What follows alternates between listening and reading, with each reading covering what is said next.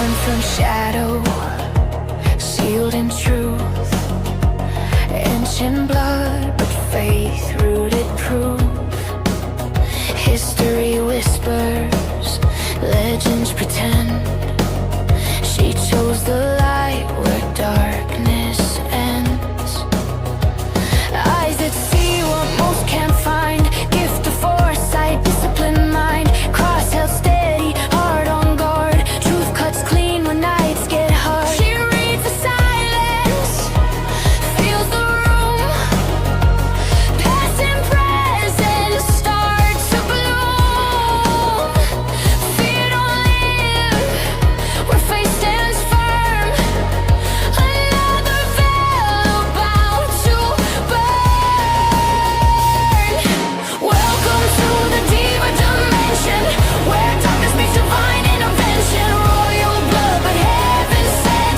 She don't flinch at what's being mentioned. From cold cases to restless minds, she pulls the truth from broken time. Grace and steel, intuition. Step inside the Diva dimension.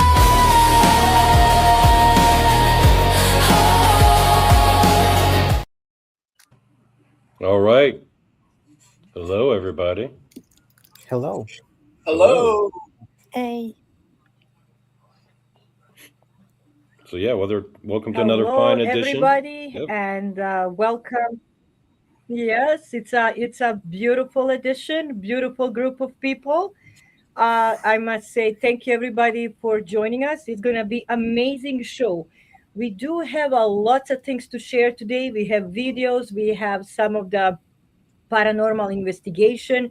We have Rabbi Rothschild with us as a special guest who will share some of his experience, knowledge, and the research when it's coming from the UFO studies and paranormal. I must say, I'm pretty happy to have my co host Donnie Cho. Welcome. Miss Sue, welcome. And Paul Del Roberts, welcome, ladies and gentlemen. Let's start this show. I think it's gonna be quite amazing. Hour and a half. We will finish at 7:30. So, and let's start the show on the road. I'm quite excited. Paul, I know you prepare a lots of materials for today. Would you like to start, sir? Oh, thank you so much, Danielle. And yeah, tonight's going to be a very exciting show because one, the rabbi is going to talk about alien abductions. I love that topic. So I can't wait to talk about that. I provided Donnie Cho with a photograph of the Marysville Hotel. And the Marysville Hotel had a terrible fire. And this hotel's been around since the 1800s.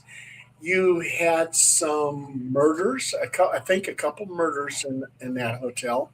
Um, One suicide where a person jumped from one of the windows and down into the sidewalk.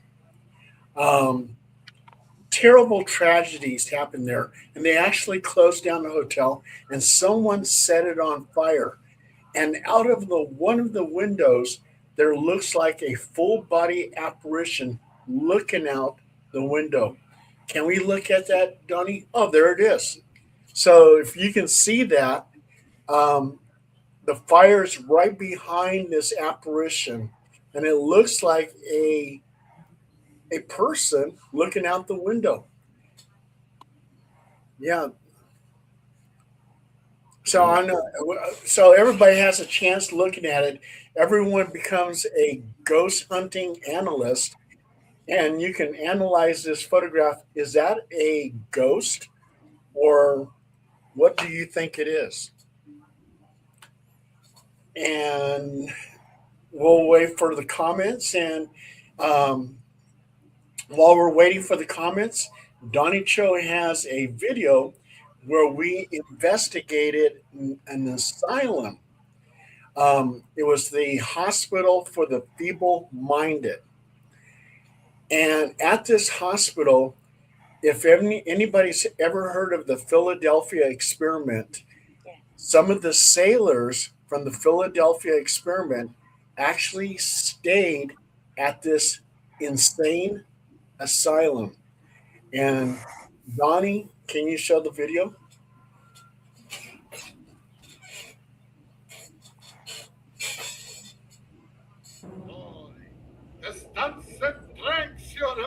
of witness were performed by professionals. The cast and producers must insist that no one attempt to recreate any activities seen.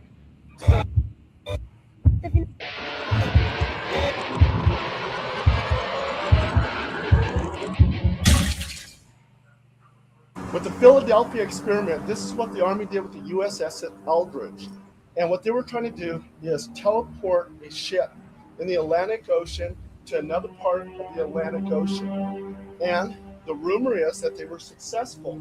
A green mist actually engulfed the ship. It actually vanished and teleported into another part of the Atlantic. And some of the people on this ship were actually infused into the ship's hull. And so like their torso and their head was sticking out of the hull. And the survivors sent over to the insane asylum over in Sonoma. So the place is supposed to be extremely haunted.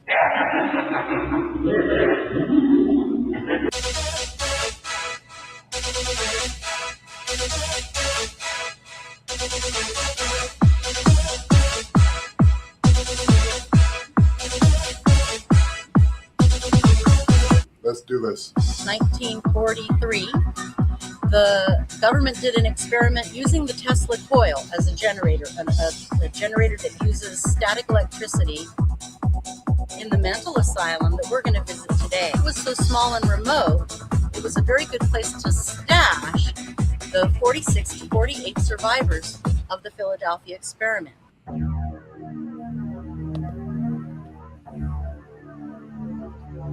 This particular plaque right here, this thing for the fountain, there used to be a fountain here and the water came out there. And if I was a person who was insane, that's like the last thing I'd want to look at. Ugly. And it's a high state of the art Renaissance dolphin, but it's the damnedest thing I would put in front of my asylum. I mean, that could be nightmares right there. They did a lot of experiment with radiation in the bloodstream there. A lot of, they numbered the patients. They called them specimen number 89235. Yeah, it's really upsetting. And the grave, their cemetery there, they burn everybody. And it's very hard to find markers for almost anybody that was there.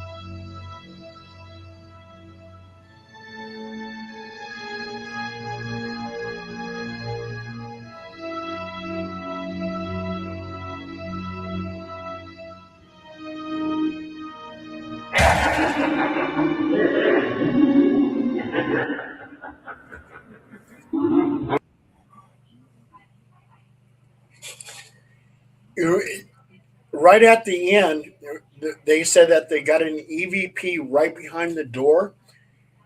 That EVP, what you were hearing were the sounds of, it sounded like people screaming.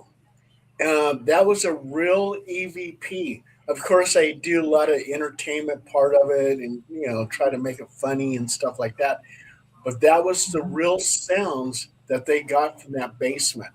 Um, the orbs that they were trying to utilize, try to say that was paranormal. There was so much dust down there. I believe those were just dust orbs. Um, some people, something like 75 people showed up, and some people actually, when they were taking pictures, were getting full body apparitions. And they were so excited that they took these pictures. Wow. They became very possessive of them, and they said, "We don't want to share it." They thought they could probably make $1 million from their apparition photo. But yeah, that place is very, very haunted. Um, and those are some of the results that we got from it.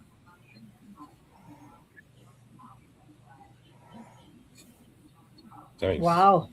I must say it was quite entertaining. I really did enjoy it. It made Got a me lot of smile a couple times. I had to play around and make too much noise, so I'm like, okay, let me run back.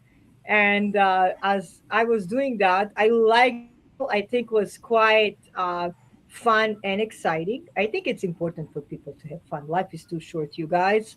And also, I like the scientific part of it.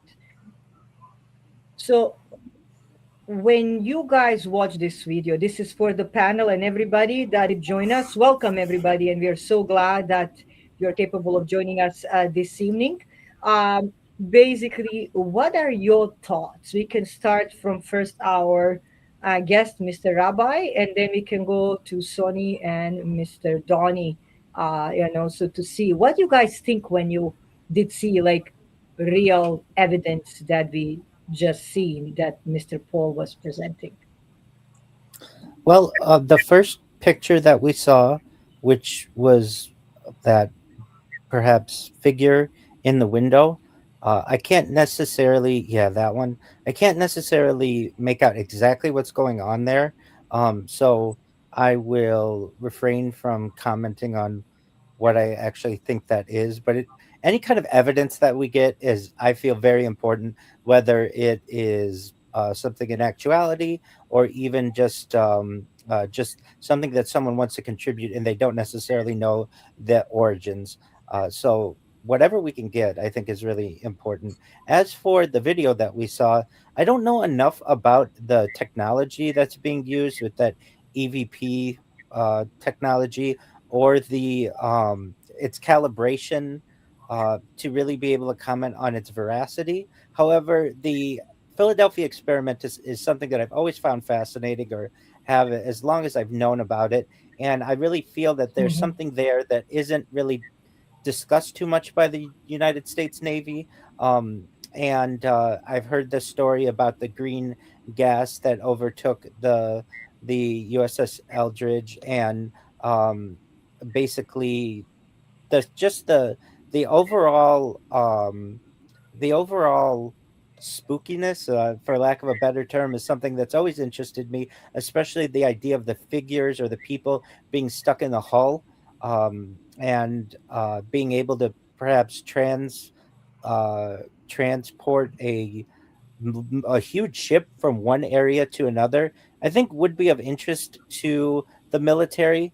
As for whether the people who were transferred from the USS Eldridge to that location um, are haunting it, I can't really comment on that, especially because I'm not familiar with the technology all that much. However, the overall idea of the USS Eldridge and perhaps something being done using some type of technology, perhaps that may have allowed for the teleportation of a ship, is something that's always been of interest to me. And if it wasn't done in 1943, Is this something that has been done since? So I'd love to hear everyone else's opinion on the matter.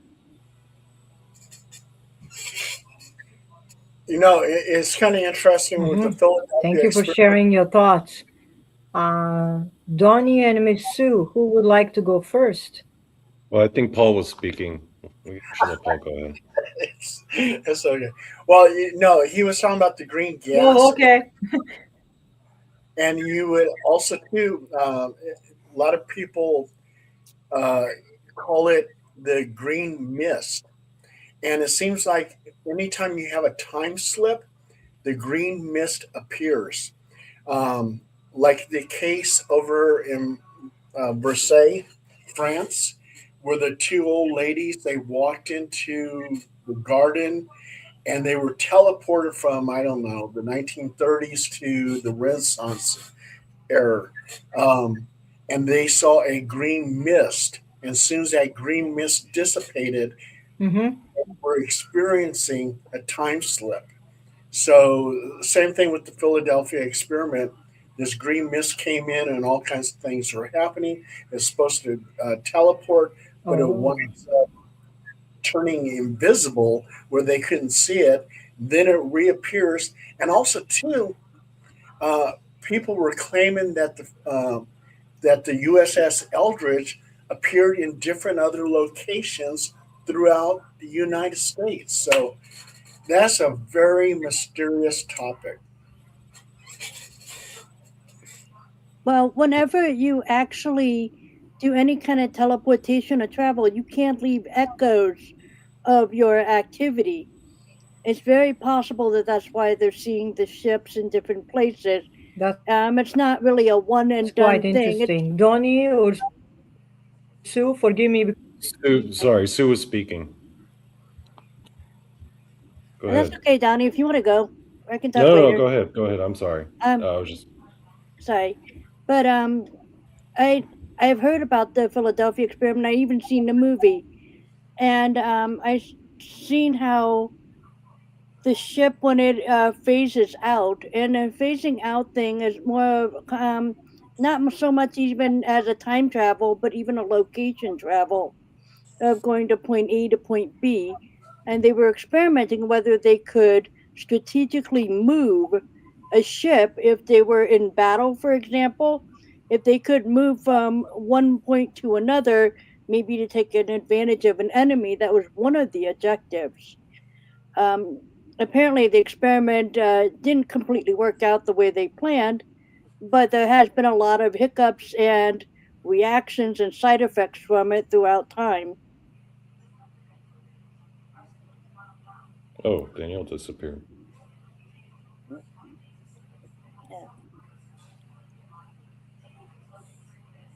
Oh, and also too, like I was saying about the Versailles, France incident with those two ladies, they felt like they were ghosts in when they did the time slip. They were like ghosts. Um, they could not interact with any of the people in this time slip. So that way they couldn't change time because they're ghosts in that time period.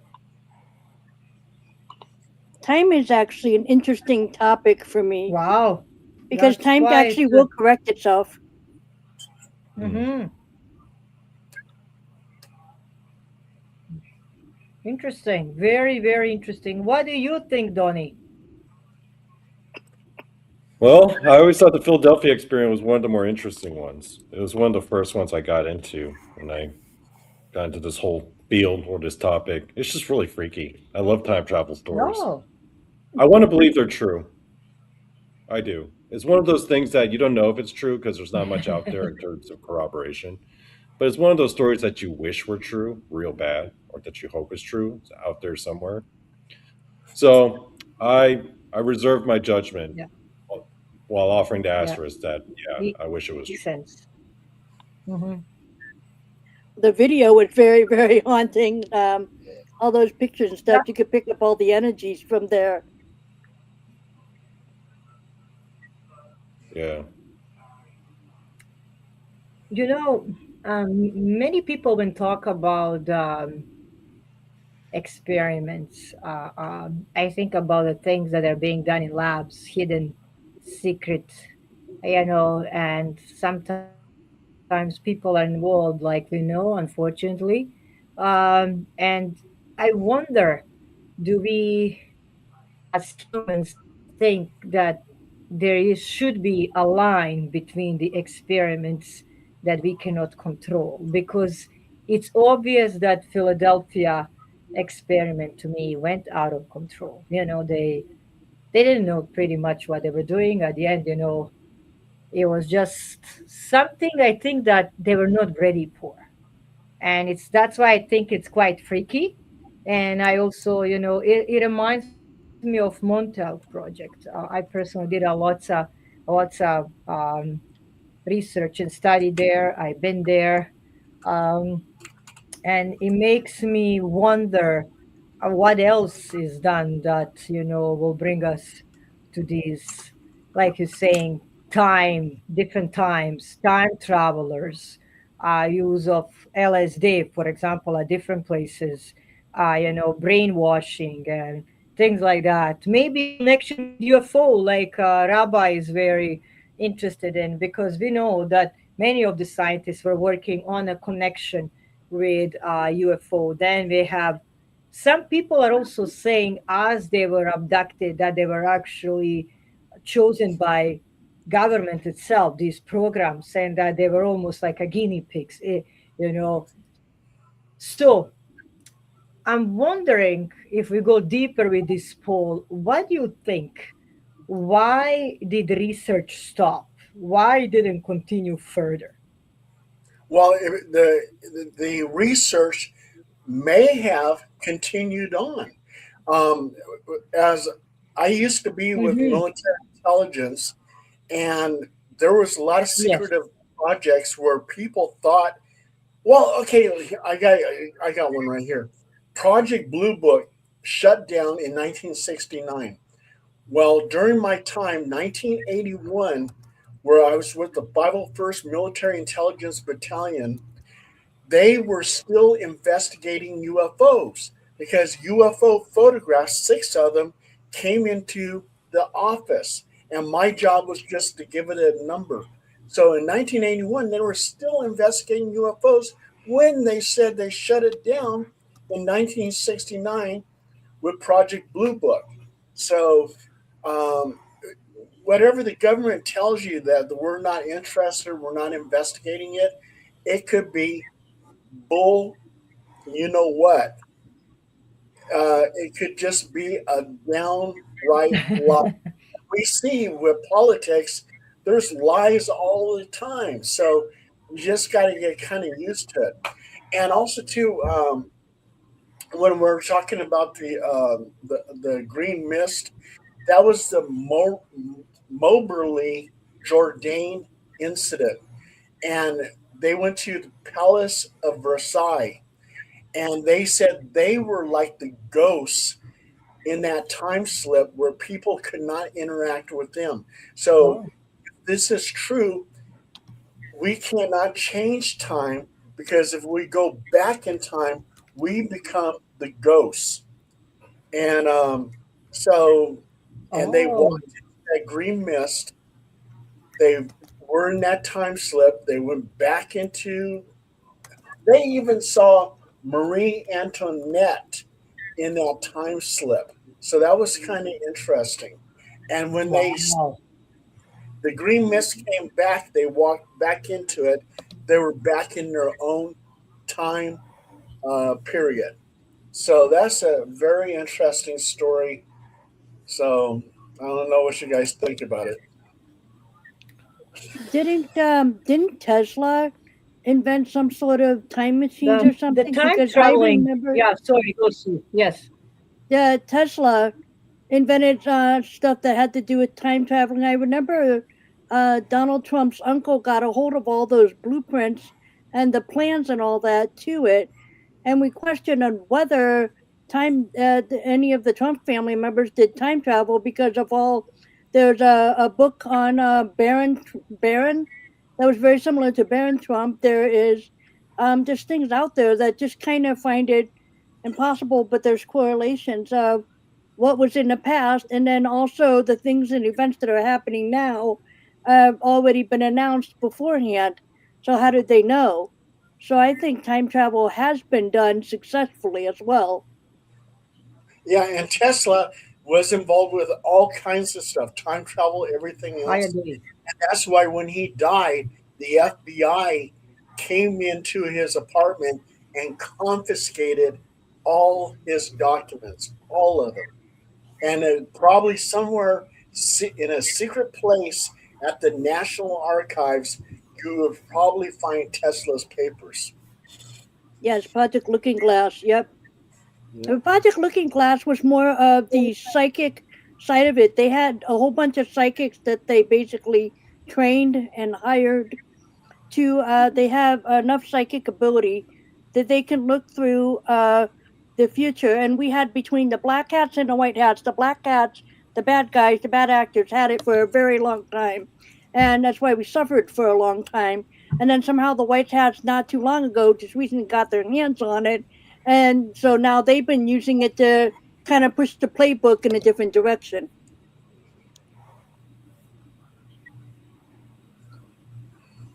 That's quite interesting. I must say, I know a lot about Nikola Tesla, of course.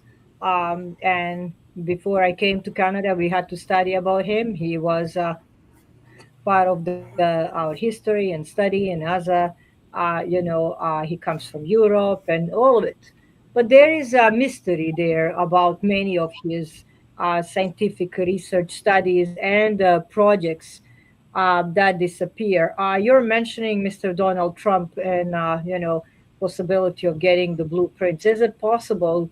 It's quite possible because now money and the power comes everywhere, so it's possible to purchase some of the like you're saying, the blueprints, and just develop them further on. But Nikola was a genius himself, as we know, and we are using even his technology up today. But he did also did something that it's quite amazing, because I know, Rabbi, I'm sure you know about this, and I would like to know your opinion about that. They said he did connected aliens and he was capable of communicating with them. What do you think about that? Well, from everything that I know, uh, the alien connection with Tesla may have some truth to it. Um, the idea, perhaps, that his invention of, along with Marconi and extraterrestrial radio signals, may be something that may have some veracity. Um, he was conducting high frequency experiments in Colorado Springs around the turn of the 20th century. And as I understand, he detected some type of unusual repeated rhythmic signals with his equipment. And he felt that these were not random, but perhaps structured Yes. messages, perhaps from intelligent beings, perhaps from another planet. And I think in an Yes. article, he is described as um, these rhythmic noises or atmospheric noises as the greeting of one planet to another. Whether this is true, it's certainly a nice tale. And aside from that, I'm certainly not an expert in all of Tesla's accomplishments, but that is some information that I can share. Thank you. Um, I also do agree with you. I think there was some kind of connection. I'm not an expert, neither I'm a physicist or astrophysicist, but I do believe him being such a genius and having such a high IQ that he was capable of, connecting with them. They also say, Misu, Donnie, and Paul, I'm sure you heard about this, that people that do have high intelligence level, that almost they vibrate a different kind of energy and signals, so that they do connect with outer space or different kind of intellectual beings. So basically, That's probably why we see, for example, some of the mathematicians, some of these scientists that we're mentioning, like Stephen Hawkins, for example, was one of my favorites.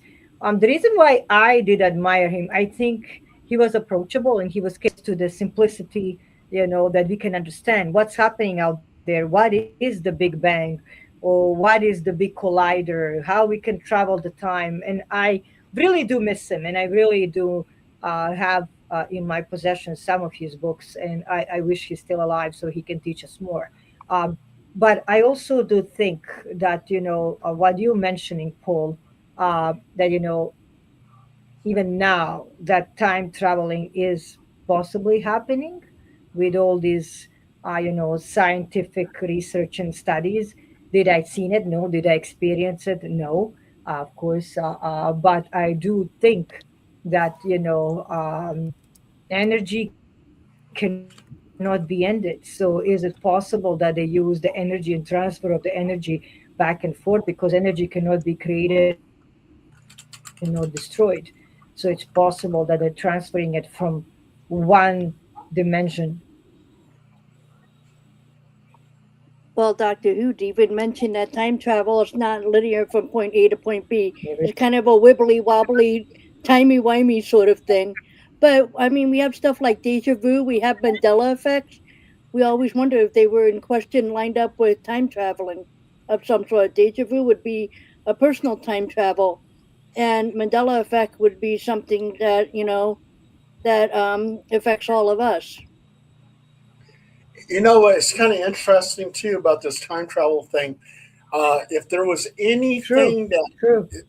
if there was anything that was really solid evidence of time travel, that would be the Rendlesham Forest UFO time traveling story, in which the military witnessed these lights out in the forest, and one of the soldiers touched the craft because he saw some writing on it, and then the binary code entered his mind, and what it was telling him, that the entities in this UFO came from the year 8100, that these aliens were us in the future. So if there's anything that could be a very solid time traveling evidence case, it would be from Rendlesham Forest UFO. If I may interject, there are perhaps multiple ways to time travel as well. At least from a physics standpoint, there's just using high speeds, time dilation. Basically, under Einstein's theory of special relativity, the faster you move through space, the slower you move through time Yes. relative to stationary observance. So, real world example of this: GPS satellites that orbit Earth at something like 14,000 kilometers per hour experience time slightly slower than clocks on the ground. So, if a human traveled to a distant star at nearly the speed of light and returned, decades or centuries would pass on Earth while they might only age a few years. Another perhaps may happen also under Einstein's general relativity. Time moves slower in stronger gravitational fields. So, the idea that time ticks marginally faster for satellites in space, where Earth's gravity is weaker compared to objects on the ground. If you were to spend time near a massive high gravity object like a black hole, you would age much slower than the rest of the universe, effectively jumping into the future upon return. It's also been discussed, perhaps via wormholes, certainly theoretical, but wormholes basically theoretical bridges or shortcuts across space and time. If a traversable wormhole were found, physicists have hypothesized that you could manipulate one end to experience time dilation perhaps with a strong gravitational field, and walking through would allow you to step out and then perhaps other types, quantum or informational time travel. So the thought that we only have perhaps one way of time traveling may be somewhat limited. There may be multiple ways to do it, and the case that Paul has referenced has been fascinating to me as well. And I've heard certainly within ufology that some of the beings that have visited Earth perhaps could be from the future. Maybe they're using one of the ways that I just discussed in time traveling. Maybe they have some type of ship that can do it, or maybe it's something that we haven't even even really hypothesized as of yet. Wow, quite interesting. I agree. I don't know, but what Paul did share, it is quite fascinating. Like I'm saying, I do believe that there is time traveling happening at this moment, that our scientists and researchers did come, like Rabbi is saying, far away from just a theory, and that they're probably practicing it maybe once a month, maybe even daily. Who knows? It will be quite cool to be here and there and check out what will happen in the future or in the past. But also, Paul, when you did all of those researches and studies, what did make you, for example, pick this theme for today? What did call you to go, like, I want to go into Philadelphia case and discuss this? Well, um, with my situation, as a little boy, I lived in a haunted house. All kinds of terrible things happened to me. So I wanted, when I got a little bit older, I wanted to know if that was real. Uh, uh, what I was experiencing, was it real or was it just childhood nightmares? So I started reading books on the paranormal by Brad Steiger, and then Mm-hmm. getting interested in more stuff like, oh wow, Charity of the Gods by Eric von Daniken. So I just started reading all this stuff about the paranormal because I wanted to know what happened to me when I was a child. So um, my whole life just kind of went down that path, and I never knew I was going to become a paranormal investigator. And when I went into the army the second time around, I was talking to the recruiter, and it was after I saw a James Bond movie. And I said, what is it that these military intelligence guys do? And before I knew it, the recruiter sold it to me. I was on the dotted line, and bam, there I was. I was headed down the paranormal investigator. Ah, Yeah, so yeah. But anyway, what I wanted to ask the rabbi is, I've done some cases on alien abductions, and the rabbi has some mm-hmm. thoughts about that, and I'd like to hear his thoughts. Most certainly. So, if you don't mind, I'd like to go through Please, we will a, love to hear a, it. a timeline of major alien abduction cases, Hmm. generally from 1957 to 1994, and we Please can go talk ahead. about certainly we can talk about why we don't hear about them so much in Mhm. the mainstream, perhaps thereafter, because that's certainly a question that I have. But the first major alien abduction case that made the press is from Antonio Villas Boas case. This happened October 15th, 1957, near Sao Francisco de Salas, Minas Gerais, Brazil. Antonio Villas Boas, he was a 23-year-old farmer. He was working late at night plowing fields on his family's farm. Because of the summer heat, farmers often worked after sunset. His initial sighting, he noticed what appeared to be a bright red star. The object seemed unusually bright and appeared to move toward him. As it approached, he realized it was not a star.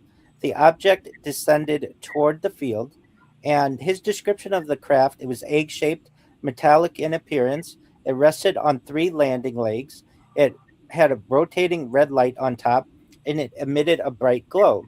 The capture, Boas attempted to flee on his tractor. Four humanoid beings emerged. They chased him through the field. They physically grabbed him and carried him aboard. His description of the beings was that they were about 5 feet tall. They wore gray coveralls. They had helmet-like headgear, blue eyes, no understandable speech. They communicated through barking and growling sounds, which is different than what we hear in some of the other aliens who used telepathy, perhaps. The inside of the craft had Mhm. metallic corridors, strange red symbols on the wall, strong chemical odor, and bright lighting without visible light fixtures. There was a medical examination that was conducted. His clothing was removed. Blood was drawn from his chin. His entire body was inspected. Strange instruments were used. And then there was a female humanoid encounter. Gas was released into the room. An attractive female humanoid entered. She had blonde hair, blue eyes, high cheekbones, large cat like eyes. And Boas claimed they engaged in sexual intercourse. The female afterward pointed to her abdomen, to him, and then to the sky. He believed she was indicating she would bear a hybrid child. After his release, he was returned to the field Mhm. several hours later. The craft descended rapidly, and he disappeared into the night sky. It disappeared into the night sky. The historical importance of this is it's often considered the first modern alien abduction case, and it introduced reproductive themes later common in abduction reports. The next major case that occurred was the Wait, wait, Betty and wait, Rabbi, can I stop you right Absolutely, go there? ahead. Okay, okay, I'm very familiar with that case. There's one part that you left out. He was looking at a calendar and he saw the picture of this girl and he goes, "Oh my God, that was the alien girl that I made love to." Come to find out, they went into his Wow. mind, they went into his mind and they got the image of this woman that he saw on the calendar, and he thought he was making love to a beautiful woman from that calendar, when in fact what they did, they projected that image of the beautiful woman when actually she probably looked like an alien. Very interesting. Yeah. Wow. Well, That's I'm ready quite for interesting. Most Amazing. certainly. Most certainly. I'm ready Go for the ahead, next Rabbi. production story. Absolutely. Most certainly. Thank you. And anyone who has anything, please feel free to add. The next major abduction story that occurs is the Betty and Barney Hill case. This occurred September 19th to 20th, 1961, in the Mhm. White Mountains of New Hampshire, United States. Betty and Barney Hill, their background, they were a married couple returning from vacation to Canada.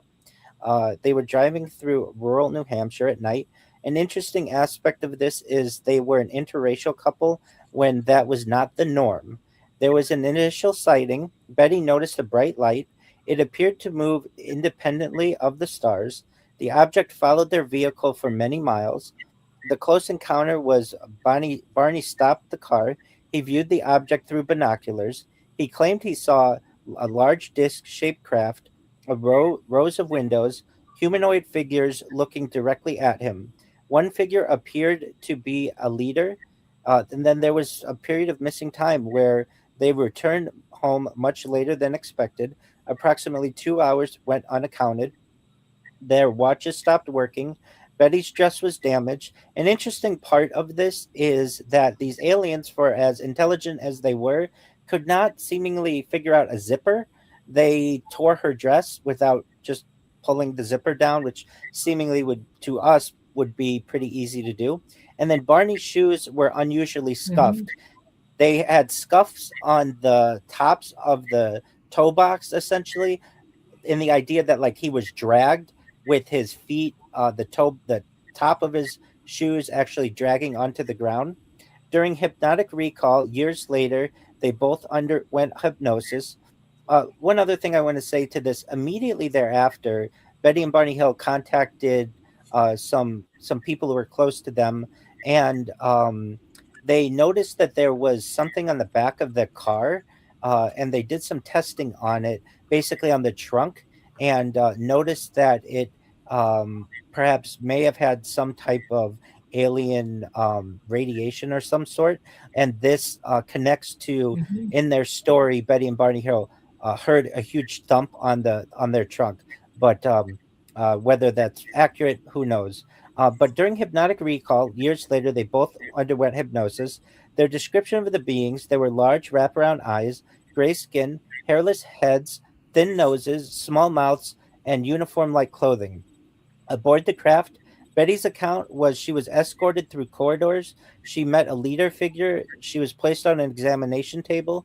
Hair samples were taken. Skin samples were taken. A needle was inserted into her abdomen. Barney's account, he was separated from Betty. He was subjected to medical examination. Body measurements were recorded. A cup like device was placed on his body.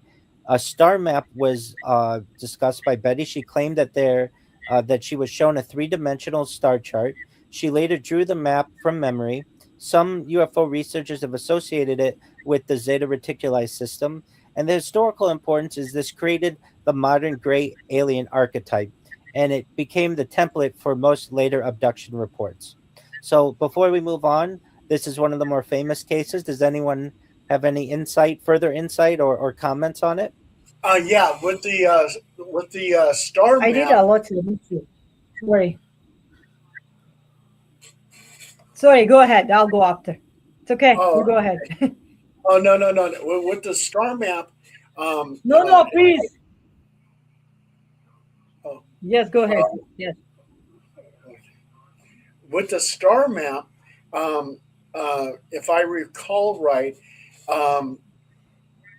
there was like two stars that she placed on the map that weren't discovered yet. And it wasn't until like 10 years later that those stars were discovered. And they were CE3 suns, which are the right type of suns for a planet to support life. So that was kind of interesting that she was able to create the star map and place two suns that didn't even exist at the time. And it wasn't until 10 years later that they discovered, oh my God, she was right. There are two suns there. That's correct, and I know that to be Yes, and accurate as yeah, well. yeah. And what I wanted to add about that, it's the same what you're saying, Paul. And at that time, they were making fun of them, especially like they were biracial couples. So many more ridiculous and really inappropriate stories were coming out. And then when the map came out to be accurate by these top scientists and the researchers, they were kind of just stoned and they couldn't believe what they were disclosing. And another thing, when you said they were taking the samples of their skin, and you said that they were capable of hearing things, but they were not capable of answering back. That they were basically paralyzed, but they felt a lot of pain while they were doing this basically medical testing on them. So you are paralyzed, but you can still feel the things, but it's kind of horrible. So yeah, And that's Barney what I Hill, wanted. when they placed Barney Hill on self regressive hypnosis, I mean, he was screaming, no, no, stop. Yeah, I mean, he was actually really screaming in that Yes. hypnotic session that he had. Yes. And to the people who may claim, oh, they did this for fame, or oh, they did this for money, they never made any real money on this at all. If anything, it cost them money. Barney was a post office mail carrier and would only go on to live a few more years or so. Betty continued to be a researcher for the remainder of her life and lived a longer period of time, but neither of them ever had a major Hollywood movie from which they benefited directly, where they made millions of dollars or huge amounts of books. They really generally lived uh, pretty regular lives thereafter. So, for people who think that they may have been able to cash in on this event, that doesn't seem to be accurate. Yeah. Yeah, I agree with that. All right. The next And I will question. be right back. Go ahead. Absolutely. The next topic or the next case is Herbert Schirmer. This happened December 3rd, 1967, in Ashland, Nebraska, in the United States. Herbert Schirmer, He was a local police officer on patrol. His initial encounter was he saw red lights hovering over a highway. He approached to investigate. His description of the craft was it was oval shaped, it had a white lower section, flashing red lights, and it hovered silently. He had a humanoid encounter. One being emerged, and he described it to be about 5 feet 10 inches tall, pale skin, slanted eyes, thin lips, tight fitting uniform, winged serpent emblem on its chest, and he had telepathic communication.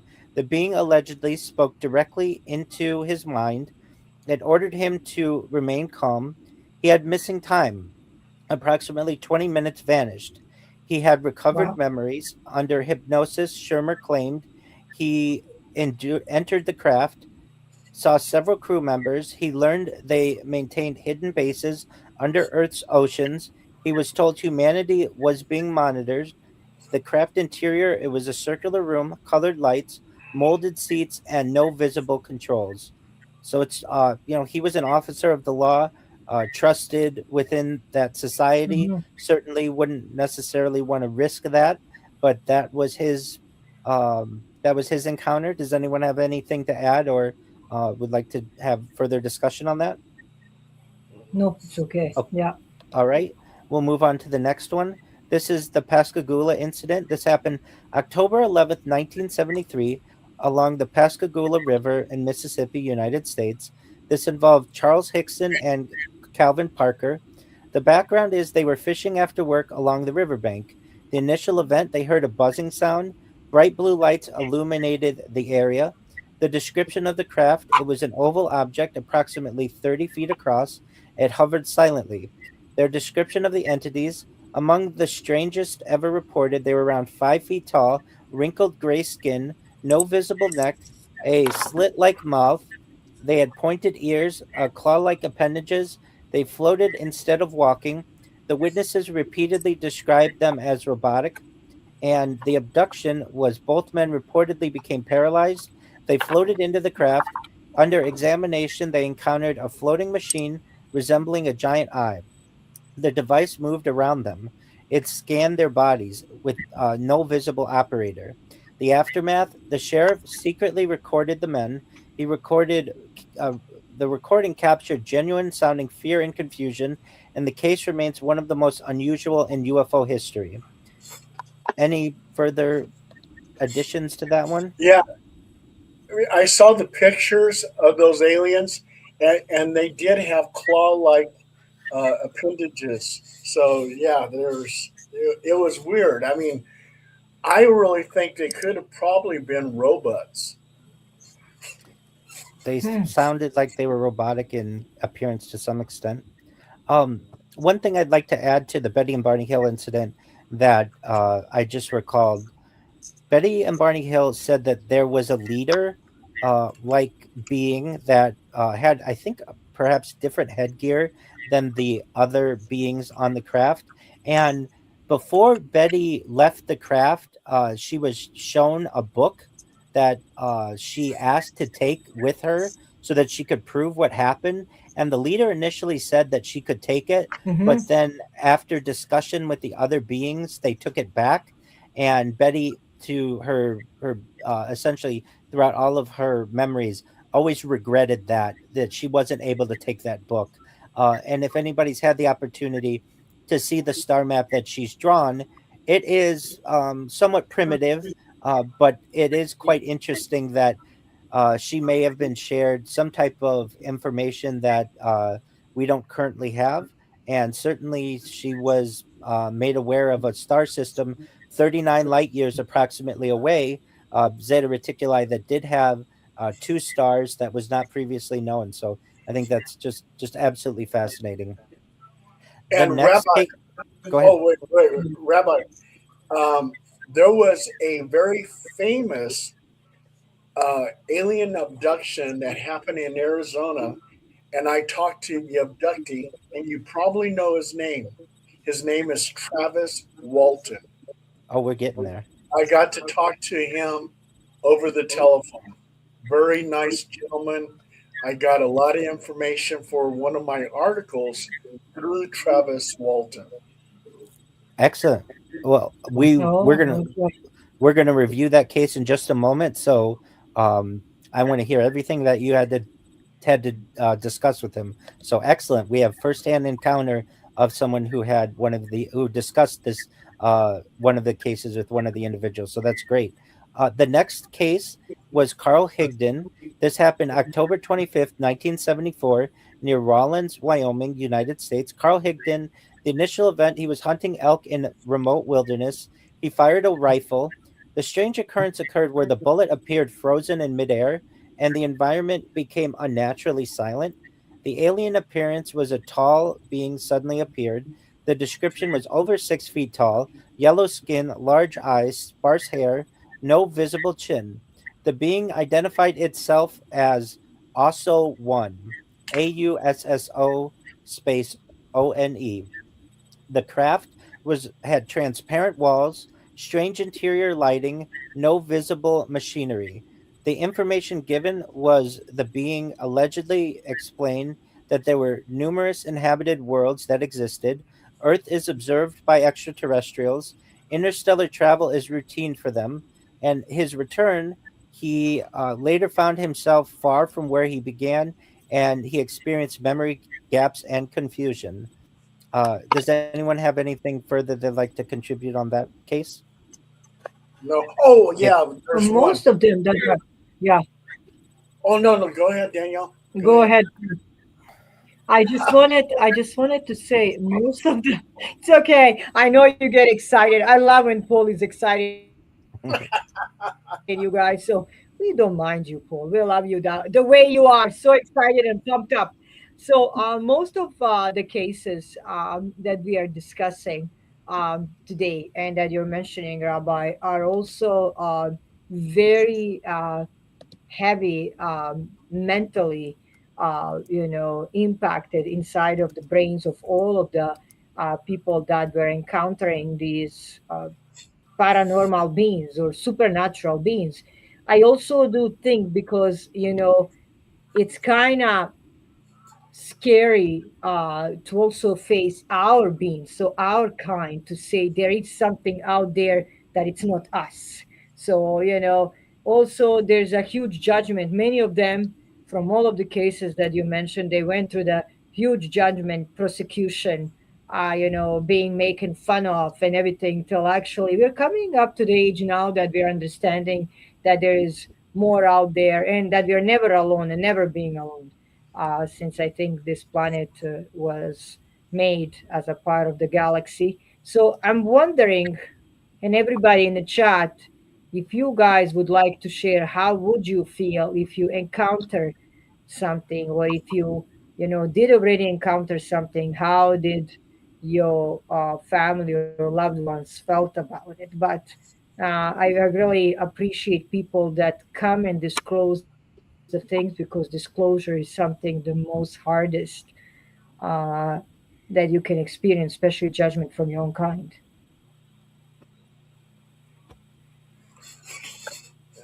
Oh, and I just want to say, with your Go ahead, last, Phil. okay, with your last story, you're talking about the bullet was like frozen in the air. Is that correct? Yes, that's Okay. correct. Um, yeah, it seems like people before they get abducted, they go through the Oz effect, and the Oz effect, everything is just surreal. Like if you're walking, all of a sudden you walk in slow motion. The air feels like jello. The Oz effect. Oh, It seems like the bullet being frozen in midair would be part of the Oz effect. It very well could be. mm, The next case that we have, interesting. it is Travis Walton, and so Fire we're in the going to want sky. absolutely, yes. So that's the 1993 movie that was made about this case. The Yeah. case actually occurred November 5th, 1975, in the Apache Sitgreaves National Forest in Arizona, in the United States. Travis Walton's initial encounter, he and six co-workers were driving after logging work. They observed a brilliant glowing craft hovering among the trees. The description of the craft: it was a large metallic disc, intense golden light, and it hovered silently. The beam incident was Walton walked toward the object. The beam struck him, and witnesses saw him thrown backward. There was a disappearance. He was missing for 5 days. There was a major police investigation launched. Inside the craft, Walton claimed he awakened on a table in a curved metallic room surrounded by small beings. The first group of beings were hairless, pale skin, large eyes, and child sized stature.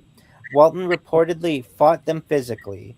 Then he had a Nordic encounter. Later, he encountered tall humans, blonde hair, blue eyes, wearing blue uniforms.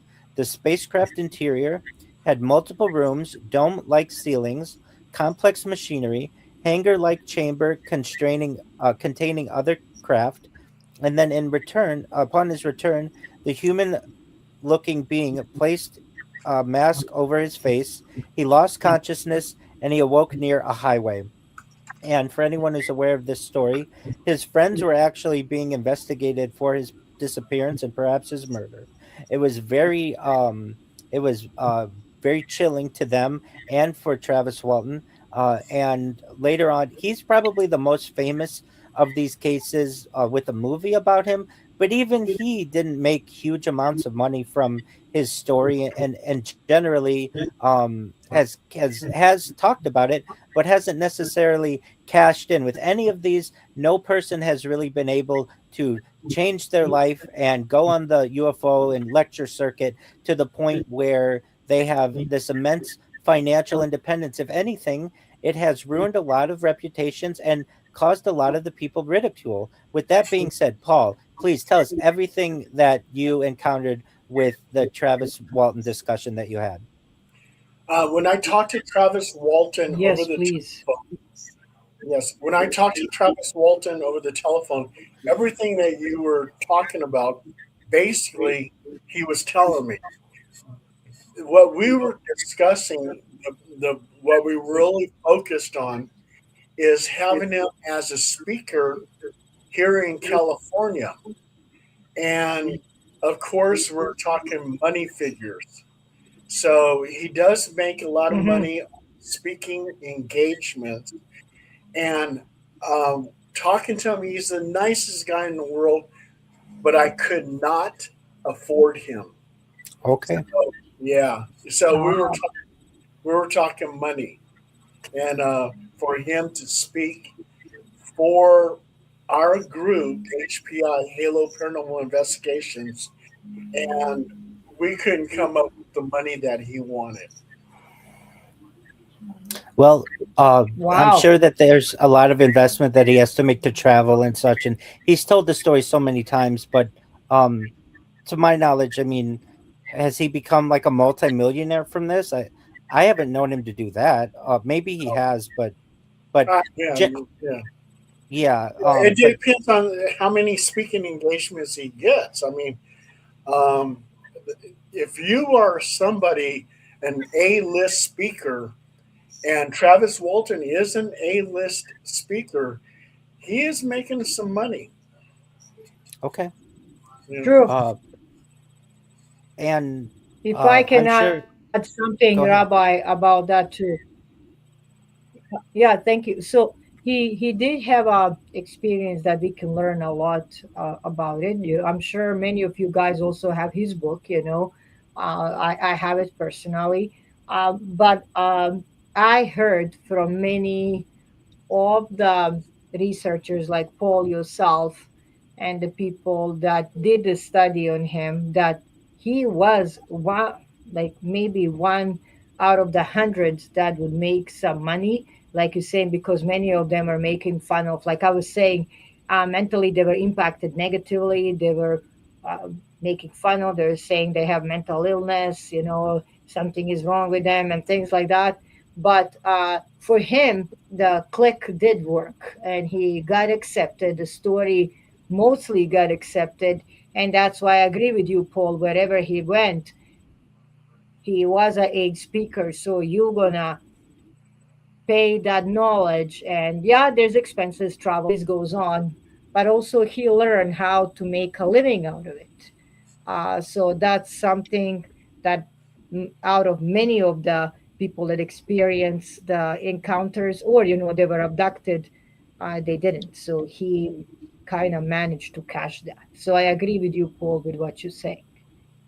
And And and you think of your A-list speakers, you got Bob Lazar. People will pay money to hear Bob Lazar talk. People will pay money to hear Travis Walton talk. Um, they pay money to hear George Knapp talk. Mm-hmm. So absolutely. yeah, I mean, people will pay good money. I mean, Ancient Aliens. They Yes. just they had a convention and they made a whole load of money from that. And I was personal friends with Nick Pope of Ancient Aliens, and Nick Pope endorses my books. Well, Mm-hmm. and God bless his soul because he passed on. But I mean, Nick Pope told me that Ancient Aliens, just at the conventions itself, people are paying good money. They make a lot of money from that.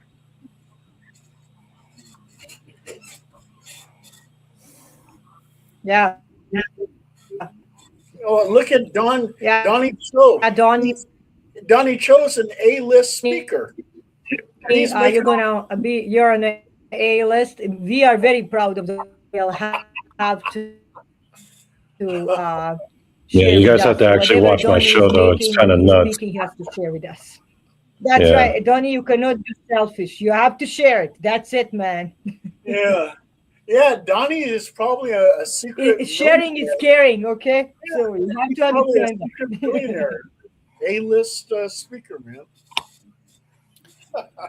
In terms of Travis Walton, yes, he is probably the most famous of the alien abductees, along with Betty and Barney Hill.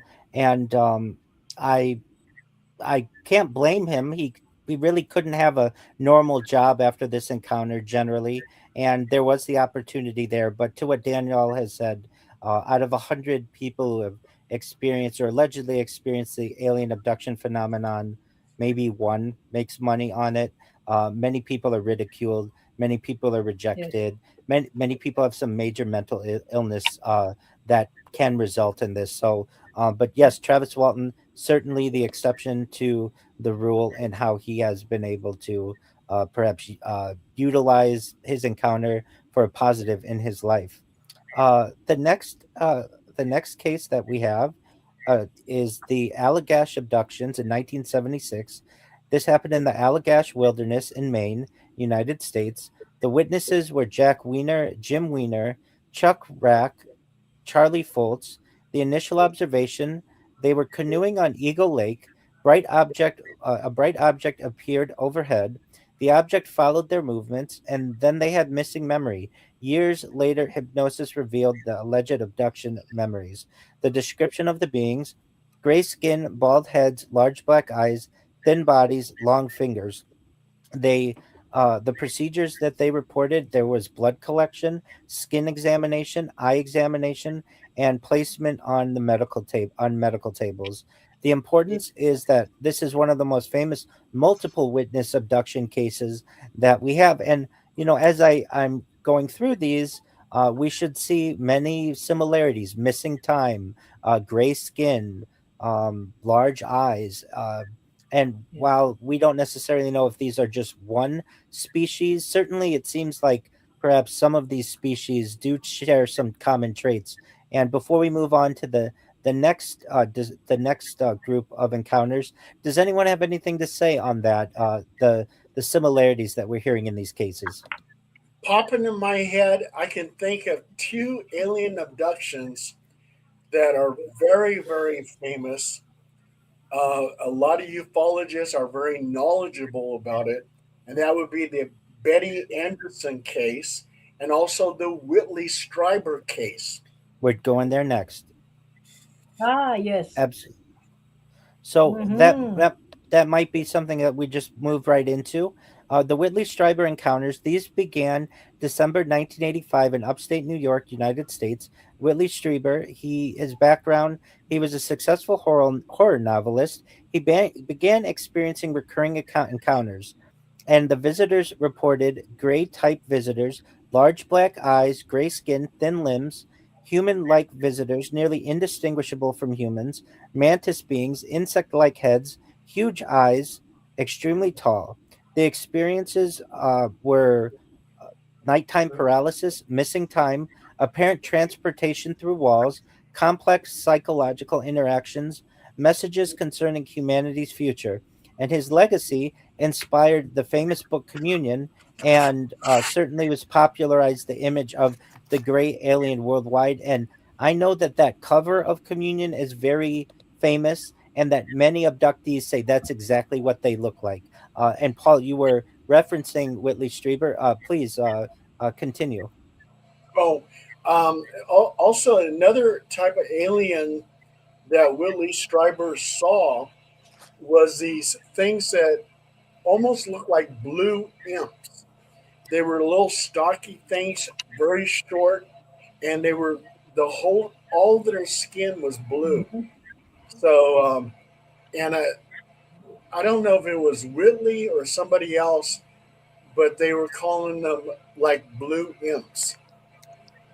And Wow. Willie Stryber, um, I I almost had him on a podcast show because he's my Facebook friend, and I would message him and I would say, "Hey Willie, Oh, can I get you on the podcast?" And he almost did it, but then he got so busy with some other things, and if I send him a message, I don't get any responses anymore. I Well, actually he's find it really yeah. interesting about the different species Well, it's that actually want to time. do experiments on us. Go ahead.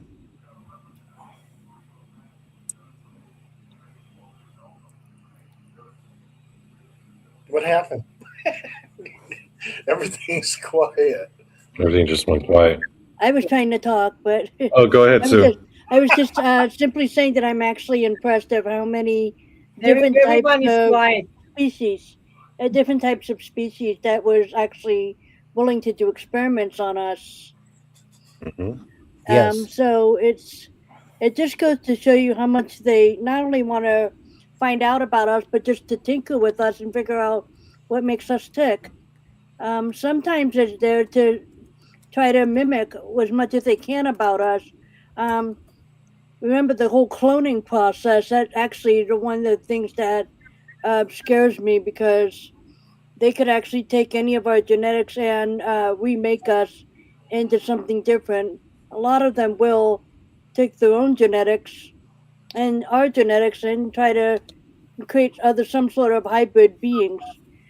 To what end, I'm not entirely sure, but sometimes that's the reason why they will draw your blood. Mm,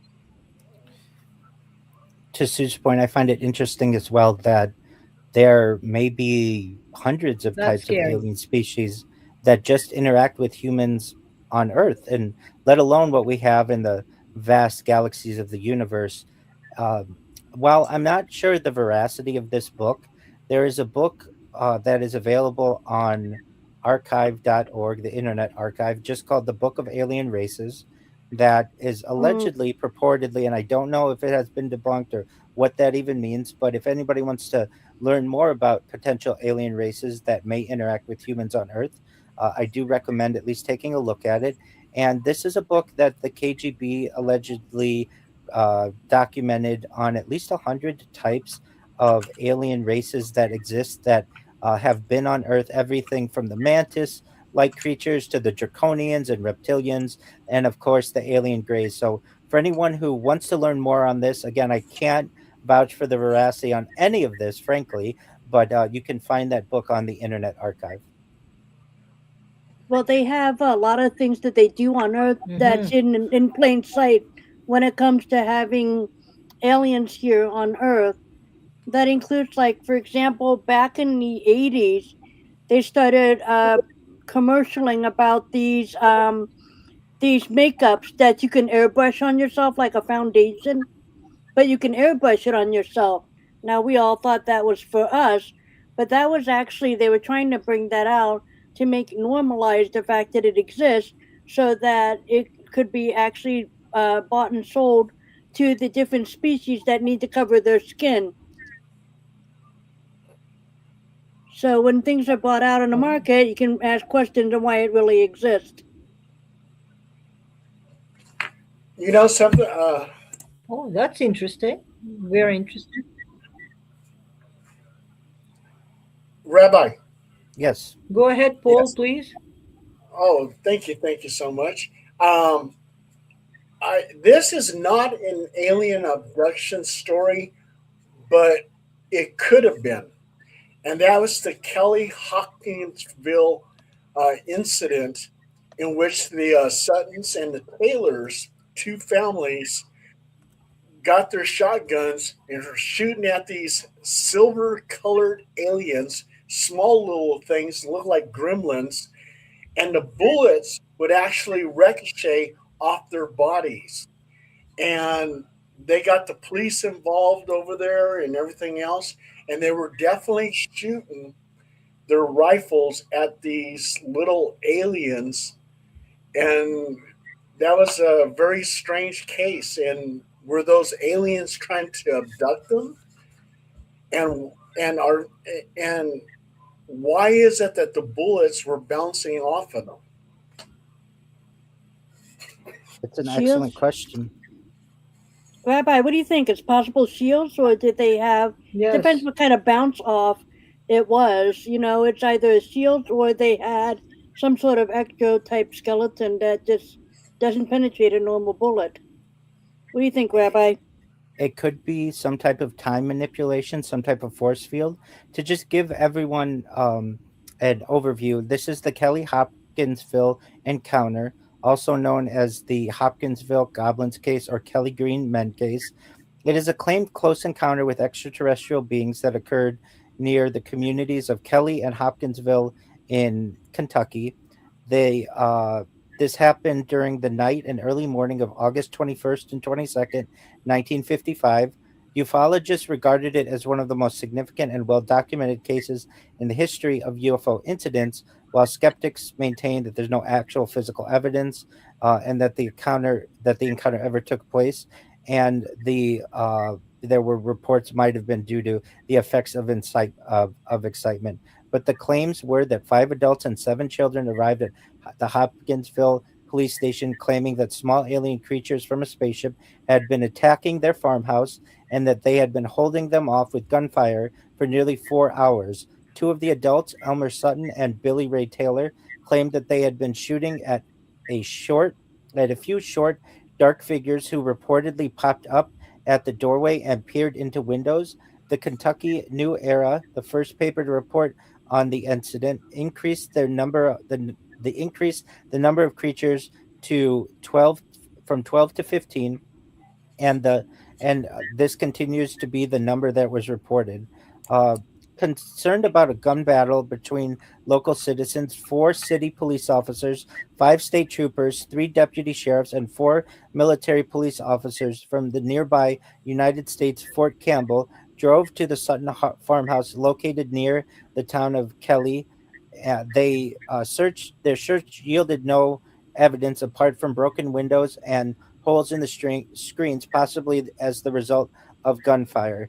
Residents of the farmhouse included Jeannie Langford, her minor children, and some other relatives of hers. And basically, these people were reportedly maybe carnival workers who were visiting the farmhouse. When officers returned the next day, they found the house empty. Neighbors informed them that the families had packed up and left, claiming the creatures had returned about 3:30 in the morning. So that's a basic breakdown of what potentially occurred.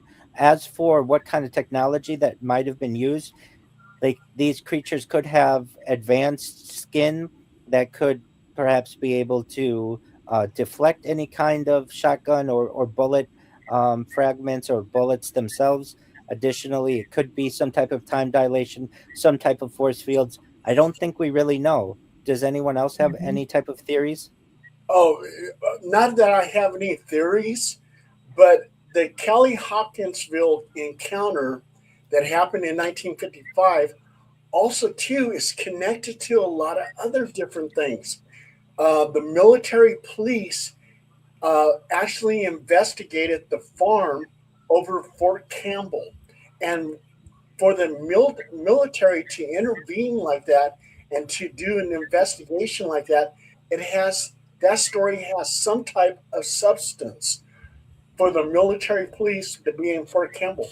And also, what's kind of weird, I was stationed for a while at Fort Knox, Kentucky, and right up the road from Hopkinsville is Fort Knox. And in 1948, Captain Thomas Mantell was chasing a UFO, and his plane crashed. So, I mean, some people theorize that the UFO somehow attacked Captain Mantell's plane and caused it to crash. And Fort Campbell, which is also down the road from Fort Knox, Fort Campbell is the home of the Night Stalkers. The Night Stalkers are the black helicopters that you see when there's a cattle mutilation. All of a sudden in the sky, instead of seeing like little balls of light, you see black helicopters, and it's almost like they're investigating what UFOs are doing to our cattle.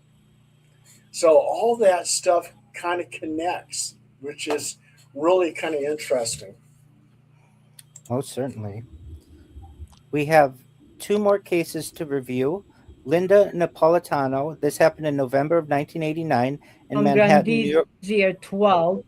So I'm wondering, Paul, if you would like to answer that. What Paul did from what I read is that leading up to this incident, there was an unusual aircraft that was appearing over Fort Campbell before the incident. Oh yeah. Um, uh, yeah, people were seeing Fort Campbell is a hot spot. Um, Fort Campbell, some of the personnel over there were seeing a UFO before that event, and it's kind of interesting because those black helicopters that investigate UFO cattle mutilations come from Fort Campbell, Kentucky. So there is something strange going on. And also, too, Fort Knox is another hotbed for UFO activity because that's where Captain Mantell was chasing that UFO. And then he crashed and he died. And okay. Oh, okay, makes sense. Thank you. Thank you for that. So, yeah. So now, Rabbi, uh, Yes. when you went through all of your lists and all the things that we are mentioning, why do you think that UFO is going after human beings? Why do you think they're so interested in our DNA? Is it really that precious to them that they have human hybrids with us, that they mix with us? What is so special about human beings that they're after?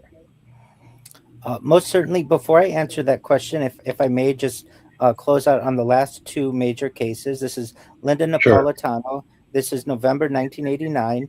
She Yes, awoke in the please middle of the do. night. Yes, please do. She saw a blue light in her bedroom.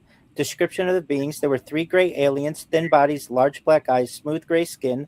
There was levitation. She claimed that she floated from her bed. She passed through a closed window and rose into the sky. The craft was a large hovering object above Manhattan. Aboard the craft, there were medical examinations, telepathic communication, and missing time. There was controversy. Researcher Bud Hopkins claimed independent witnesses observed the levitation outside. And then finally, the aerial school encounter. This is a major case that occurred September 16th, 1994, in Ruwa, Zimbabwe. The aerial school witnesses approximately 60 school children. This was a large group of people who saw this. The initial event, there was a silver object that descended near a playground. It landed beyond the school grounds. The appearance of beings roughly 3 to 4 feet tall, thin bodies, large black eyes, large heads, dark suits or dark skin tight clothing. The reported communication, many children claimed messages entered their minds, warnings about environmental destruction, concerns about technology. The significance was a large number of the witnesses interviews were conducted immediately thereafter, and one of the most studied mass sighting events. And I would like to say as well, uh, we have had the opportunity to have reunions on this case, and in this case, the students who are now adults have all kept very consistent stories. And one last case I'd like to mention as well. Apologies, the Kelly Cahill case, August 8th, 1993. This is near Melbourne, Australia. Kelly Cahill had an initial sighting. She was driving at night with her husband. A massive object appeared above the roadway. She said it was a huge structure, a ring of lights, silent movement. The description of the beings, they were over 6 feet tall, black eyes, thin faces, dark form-fitting suits. She had missing time, significant period unaccounted for. Witnesses later discovered discrepancies in travel time, and the physical effects were nausea, headaches, body marks, psychological distress. The importance is this is one of Australia's most famous alleged abduction encounters, and it was included in by multiple independent witnesses reporting similar observations. In answer to Danielle's question, I feel that we are basically a zoo for these aliens, or some type of perhaps experiment. And just like we track animals in the wild and put trackers in them and track them with GPS, they may do the same thing with us. They also may be creating new types of hybrids or new types of alien species with us. I don't have all the answers, certainly, but I think that in the same way we're interested in biology and the science of other creatures, they do the same with us. And we just have to realize that we perhaps may not be the highest level of intelligent life in the galaxy or in the universe, certainly, and that there may be higher intelligent beings that find us to be of interest, just like we find other species to be of interest. But I'd love to put that question to the other members of the panel here because it is fascinating. Also, too, Rabbi, I've done Makes investigations. sense. Anybody else? Please, Paul, Donnie, too. I've actually done investigations and interviews with alien abductees, and they are very proud to show me their alien implant. And this one gentleman, he had an alien implant on his ankle, and I was able to touch it, move it around, Oh, and it would go back to the same spot. There was no entry wound, there's no exit wound for this. It felt like a metallic object on his ankle. So when someone says that they have an alien implant, most likely they do because they're very fast in showing me their alien implant. Another alien implant that I saw was on this one lady, and she had it on her arm, and I was able to touch it and move it around. Um, Also, too, I see a message here from Grandizer 12, and he says Fort Campbell is the home of the U.S. Army's famed 101st Airborne. Uh, yes, I am very aware of that because I was with Op 4 opposing forces, and I taught a lot of the elite groups like 101st Airborne, 82nd Airborne, um, Air Force Special Operations, Navy SEALs, and also to the Green Beret. Um, I taught them the off. I mhm. was I was with off four, and I taught them the Soviet threat. So and I would say things like the Soviet soldier is and must be considered a formidable foe. We must attempt to understand why and what makes him a good soldier. So yeah, I did off for. I taught all the elite troops, and I was very much aware that the 101st Screaming Eagles, which my uncle was part of, Jose Causing, he was with the 101st at Fort Oh, Campbell. So yes, I'm very aware of that. I actually agree with Rabbi on the possibility that we are not just being abducted to be experimented on, but possibly also we may see us being experimented, but possibly they're checking us to see how we're coming along, as to put it. Um, they also do something similar with the 23andMe and those genetic testings and stuff. They kind of trick us into using that to in the guise of that we can check our ancestors and our health or our genetic health. But to come to think, why, if they have the ability to do all that to us, then put it into a kit, then how come that if they're able to do that now, the alien abductions has slowed down significantly? Do you find that interesting, Rabbi? Oh, most certainly. The entire idea that we've had the human genome mapped for now a little more than 30 years or so and been able to connect every single person on Earth is absolutely fascinating because really we might be able to trace that back to common ancestors of other species as well and create a giant map of our evolution down to the individual. And I would imagine aliens or some type of extraterrestrial or higher intelligent being would be quite interested in that and perhaps guided evolution or aided evolution, whatever we may have perhaps experienced, and to basically check up on how this experiment is being conducted and if it's along their timetables and if it's occurring in the way in which they feel it should be. And we have to think that Earth may not be certainly the only potential where this is going on. This may be happening throughout the galaxy and throughout the universe, and we just may be one of the experimentary planets where these types of mm-hmm. tests are ongoing. Yeah.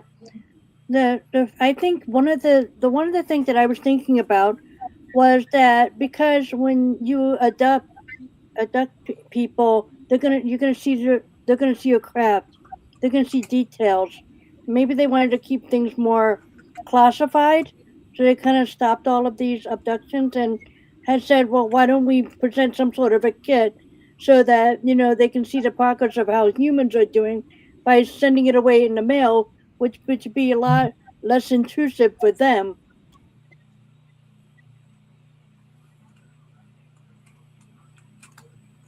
Hmm. I'm reading here some of the questions also from Instagram. So I'll pop one question. So here is the question from Ivan from Croatia. He's saying, hello to everybody. I'm listening constantly to your show and I love it. Well, we love you very much. My question for the panel and for Rabbi would be, are the UFOs something that we will encounter very soon? So he's asking basically, I'm translating from Croatian, will we see them here I think he's talking soon? about Like not disclosure. anymore. We will be capable of. Yes, exactly. And Yeah, he's also for mentioning sure. basically that they will. It's a little story.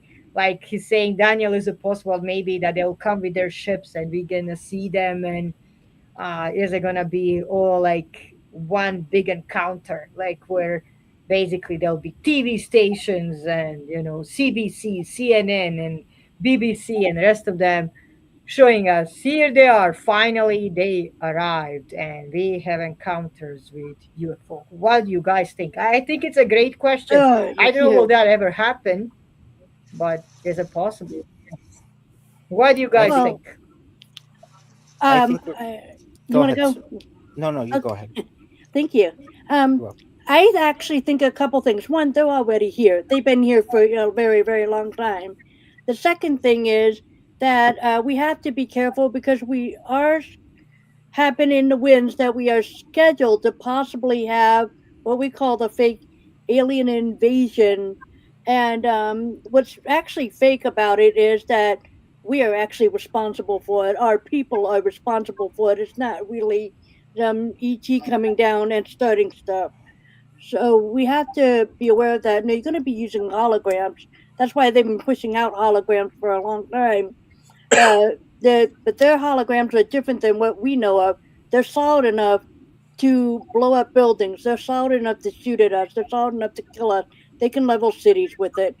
If we do have anything like that come out, I mean, it would be nice if it was a totally benevolent disclosure. But if we don't, then know that it was actually a false flag. So we'll see what happens. If we're going to get some good guys sightings or bad guys, we'll see. I agree with what Sue has said.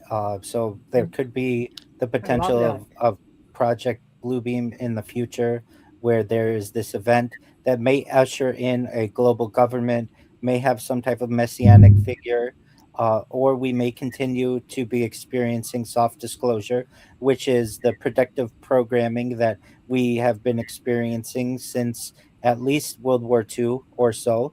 And in my opinion, though, in answer to the person from Croatia's question, it's not going to take another 100 years.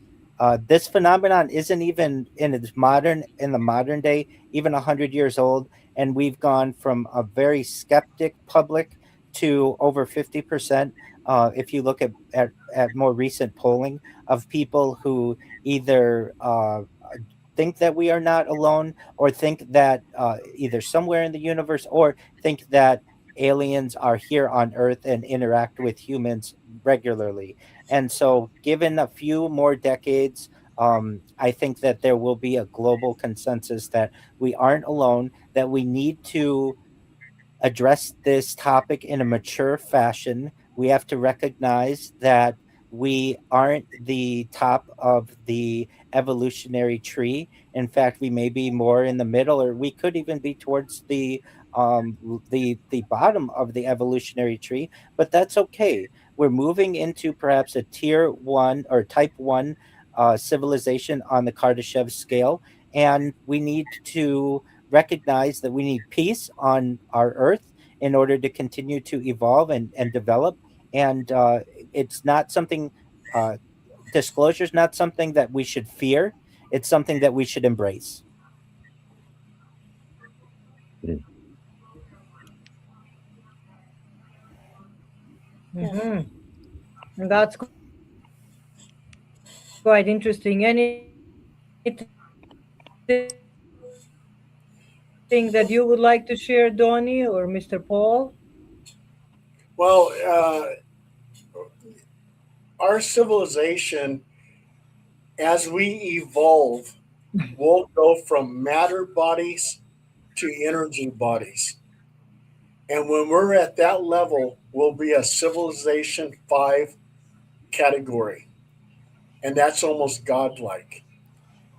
When we have pure energy bodies, no longer will we need to eat. We'll never have to go to the bathroom.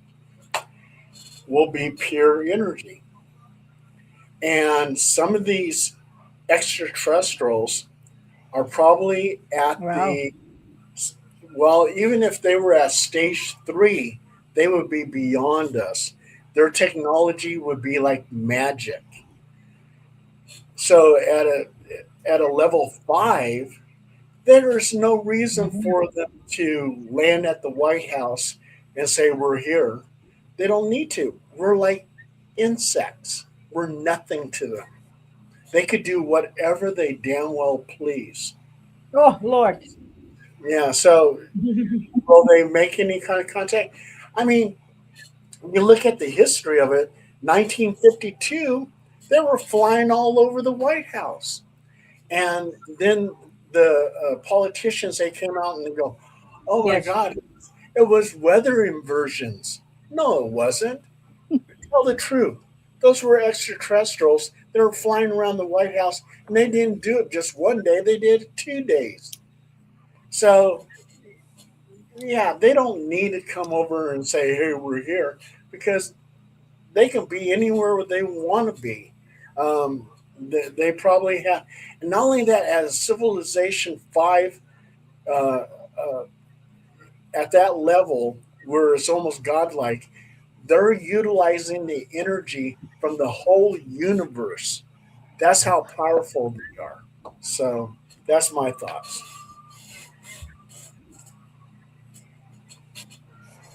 What do you think, Donnie? I mean, I hope it happens. I don't know if disclosure is happening anytime soon. I really don't know. People talk about it all the time, but people also act as if they're owed answers like that from their government or the people in power, which I don't expect at all. So if it does happen, it would have to be done by whatever entities are out there. I'd like to see it happen in my lifetime for sure. I think we all are, actually, right? I think if we want to Absolutely. No, actually yeah, learn I more agree. about I the agree. ET world or the alien world, I recommend everybody to watch the movie Above Majestic. Hmm. You can look that up on Amazon. I've already seen it. Yeah, I thought Good. it was good. I'm gonna have to check that out. I've been looking Now, for this now I actually. have a big question for everybody. Yeah, my phone is constantly going crazy about one question. Everybody knows Steven Spielberg. I personally admire him and his work. There is a new movie disclosure. We know when Steven Spielberg does pop the beans, something big does happen. Either there is a disclosure happening or something big will happen. Did anybody in here see the movie yet? That I movie didn't. right I'm there gonna was tell a you mop honestly up because I didn't job. have time. That was So, just a disclosure mop up job. They were that movie was absolute trash in my opinion. Yeah, I heard it I was didn't like bad. it. I heard it was No, really bad. Yeah, they I didn't. were. I I mean, they didn't were like almost it. taking us stupid. Those who are completely awake and understand what's going on, wouldn't even like the movie. It's just they were trying to push the narrative in a direction that was different than what we're you seeing guys things. heard that it was bad. Rabbi, Paul, Yeah, did you guys see it? It's garbage. yeah, I've seen it. I have not, but I have heard Oh, many that's quite similar interesting. things. I'm surprised. Paul agrees with me. It's garbage. It's garbage. The reason why I'm surprised, knowing him and many of his fantastic, movies that did win the Oscar, did win, our hearts, show us many truths from Schindler List, military movies, historical movies, horror movies, and the list goes on. Yeah, it is the new movie disclosure that we're discussing for a couple minutes. So I didn't seen it yet. I'm not gonna lie that I did, but some people did, and many people are actually criticizing it, and that's what I'm not sure why I didn't seen it. So I don't know yet. But if you guys saying that it's far away from what we should see or what is it about, then I don't know if it's worth it paying a money to see it now. I'm quite wondering. So Yeah, Danielle, basically, I wouldn't spend your I money at the would, movie theater for that. I then would wait avoid. for it to come out on streaming. Okay, so I'll wait. And you know me, Yeah, I'm just wait, always busy. wait. You guys and everybody in the chat. What's old for you, it's new for me. What is new for you, it's something in the future for me because I uh, don't have that much time to see the things, and I like really original movies with facts and with something that we can learn, comedy of course that we can laugh about, but you know um, we have so it's 7:20. We will be closing at 7:30. Rabbi, what kind of other basically disclosure, if we're talking about abduction, um, tracking objects or devices placed into the human beings, tests, and anything that you heard about that you would like to share when it's coming to abduction and Well, human being most experiencing these horrible things. Most certainly. Paul mentioned this earlier, but the alien implants, these small foreign objects that are allegedly placed inside a person's body during extraterrestrial abduction, many people believe that these seed sized devices serve functions like biotelemetry tracking, mind control, perhaps, or act as receivers. Um, Really, the history of the claims, um, this this phenomenon gained major traction in the 1990s through the work of surgeon and ufologist Dr. Roger Lear.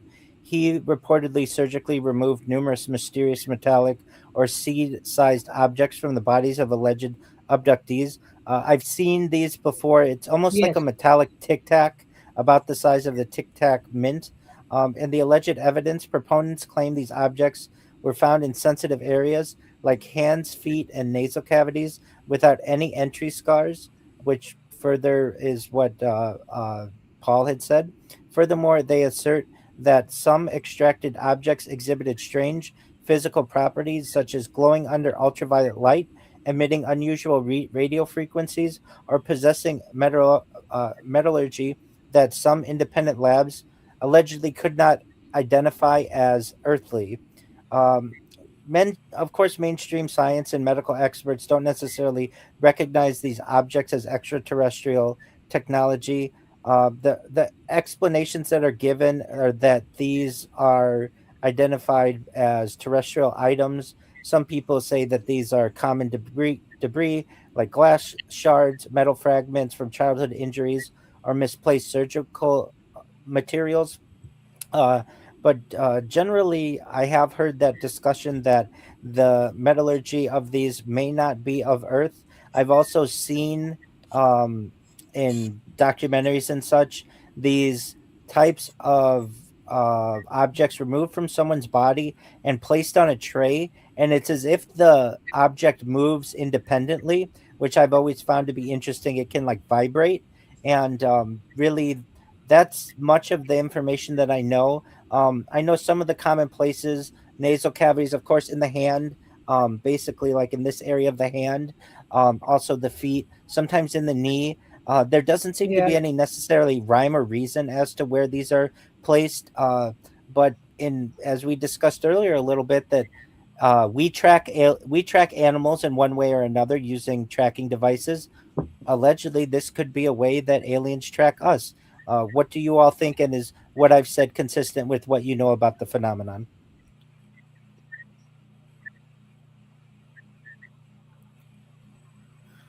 Yes, I agree with everything that you said. I actually heard, I'm not allowed to disclose the names, but I know people that were disclosing and they had procedures done for certain things like implants and things like that were done, and the doctors or the surgeons didn't have explanation where they're coming from or what they are.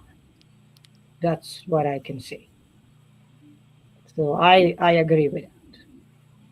Donnie and Miss Sue and Mr. Paul, what do you think about that?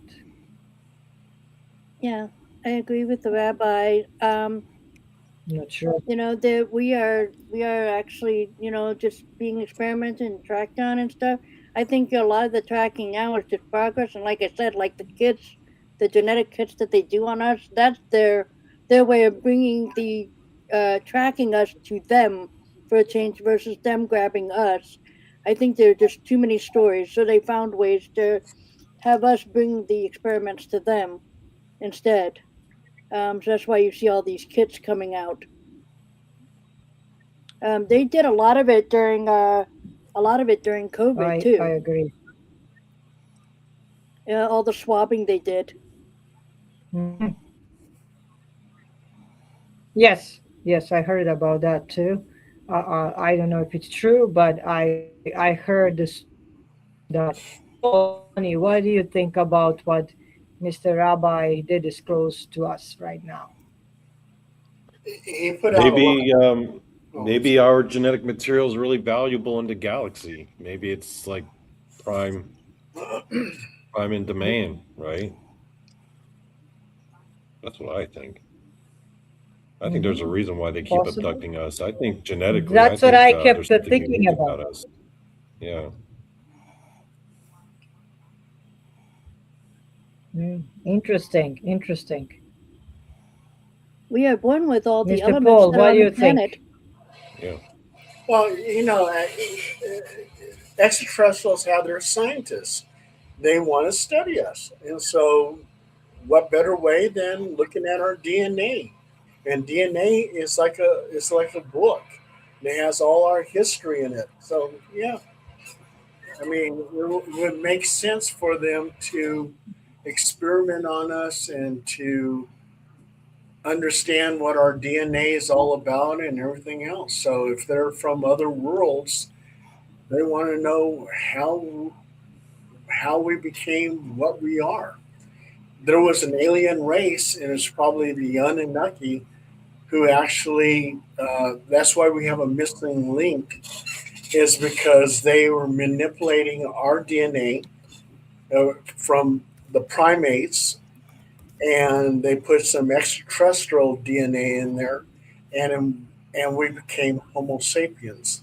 So, and other aliens want to know what the Anunnaki did to us.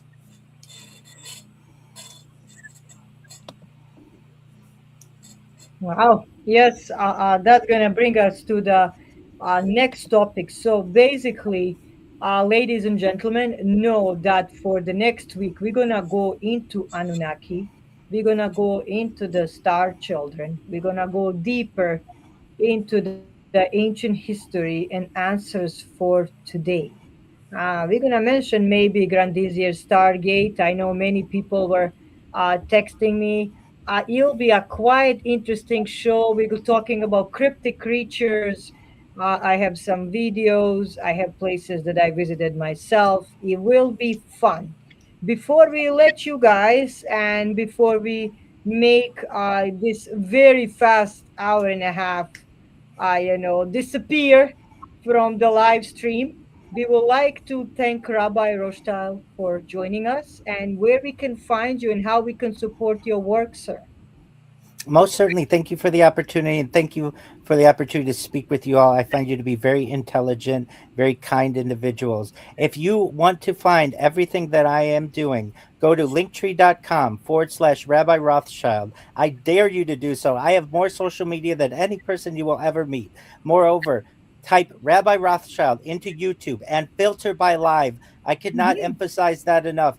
Filtered by Live, 24 hours a day, 7 days a week, 365 days a year. You will find me streaming like a real life Truman Show. Right now, I'm on over Wow. 25 YouTube streams. Check it out, Rabbi Rothschild into YouTube, Filter by Live. And moreover, if anybody wants to connect with me and talk on any of these topics, or if you would like any type of pastoral support, if you are having issues with your career or with a relationship, or you just need someone to talk to 24 hours a day, so long as I'm awake, and sometimes people wake me up, and that's absolutely fine as well. You can connect with me in Discord, in my Discord, discord.me/rabbi. I'm here to help everyone who would like to be helped, to anyone who needs support. You do not have to be Jewish. You do not certainly have to be an Orthodox Jew. I help people from all backgrounds, all races, all creeds, anywhere in the world. I'm here to do my best to promote peace, positivity, and love. Oh, that's so beautiful. Please, share this message from Rabbi. Support him and support peace, love, and kindness on the earth. I think we really need more of that, Rabbi. I totally do agree. Mr. Paul Dale Roberts, where we can find your wonderful work and how we can connect with you. It's very simple. All you have to do is Google or Bing me, Paul Dale Roberts. You'll find some of my articles that'll pop up. Or if you want to see my books, Paul Dale Roberts books. And all kinds of books will come out, printed books, e-books, and they're all out there. And it's all about the paranormal. I also, too, want to mention that on July Mhm. 6th, Monday, on Danielle Diva's Dimension, we have a guest named Nick Azevedo, and he will be talking about some of his paranormal experiences, and he had some scary ones. So That's something to Wonderful. look forward to. July 6th, Monday, Mhm. right here at the Dimension. Please mark your calendar.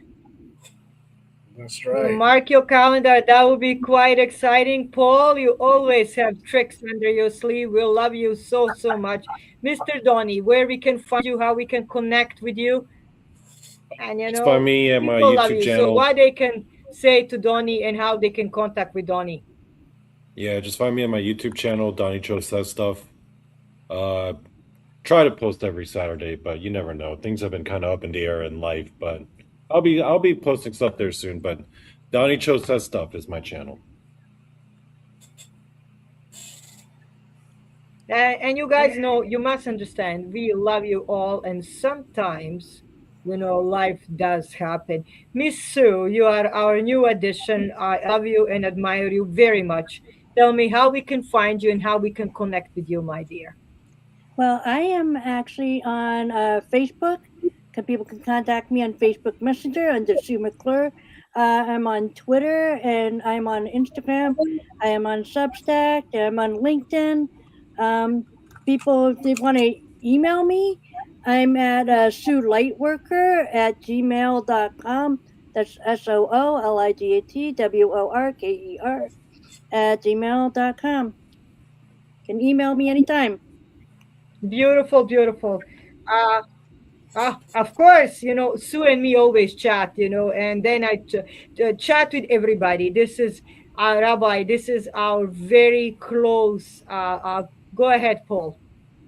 Oh, I just want to say something Go too ahead, to the Paul. rabbi. Rabbi, thank you for so much for being our guest and everything. You have Please. some interesting stuff that you really put out, and also too, I meant to tell you, I used to communicate with Stanton Friedman, and of course Oh, he okay. passed away. And Stanton Friedman and I actually got into it.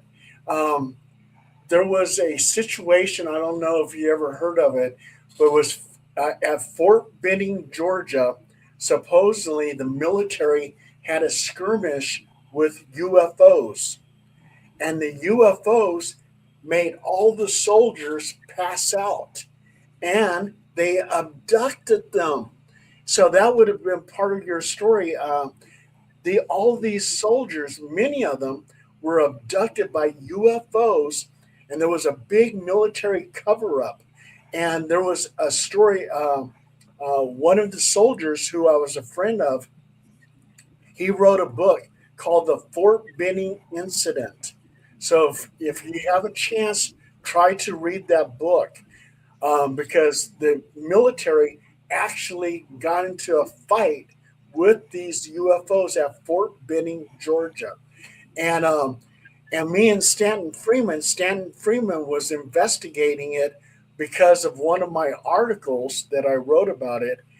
And Stanton Freeman got mad at me because uh, there was a sergeant major who claimed that he had some UFO pieces, and he would not allow Stanton Freeman to see the UFO pieces. And then 2 weeks later, he died mysteriously. And the guy who wrote the book Fort Benning Incident, he Wow. died. So there was two people who died that were part of it. And then Stanton Freeman died. Mhm. Yeah, so it was interesting. So something was So going on. I will now tell you. So yeah, go ahead. So I'm gonna just drop the beans now. So on July 13th, we will have paranormal panel. I already have some guests that I'm gonna keep it as a secret. One just is saying. So basically, okay. So I have one guest already that is confirming. I'm not gonna say who it is. It will be a surprise. Yes, Grandizia, we do take a request for future interviews. You can send it, on my messenger, and basically it will be my pleasure to see who can join us. We will have two big shots or maybe three big shots on the panel. So July 13, we're having paranormal panel. Ladies and gentlemen, that you are in the studio right now. If you would like to join or if you would like to recommend somebody, you are more than welcome. Also, I also want to say you can, you know me very much, everybody out there. I'm a person that it's not secretive that much, very live my life publicly.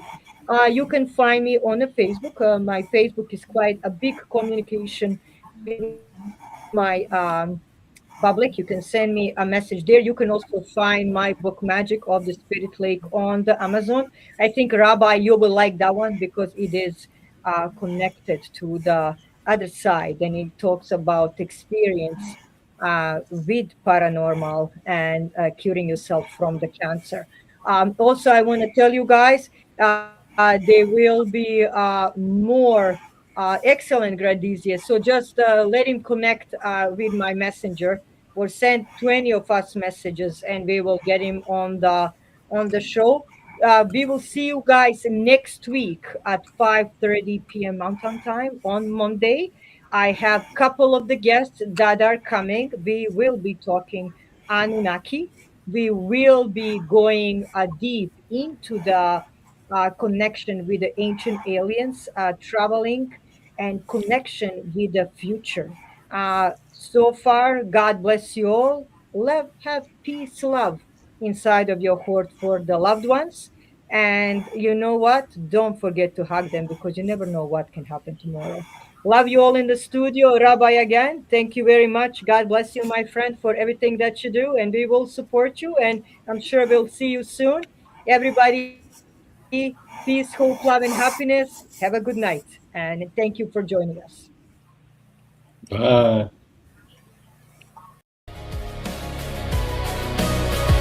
Born from shadow, sealed in truth, ancient blood.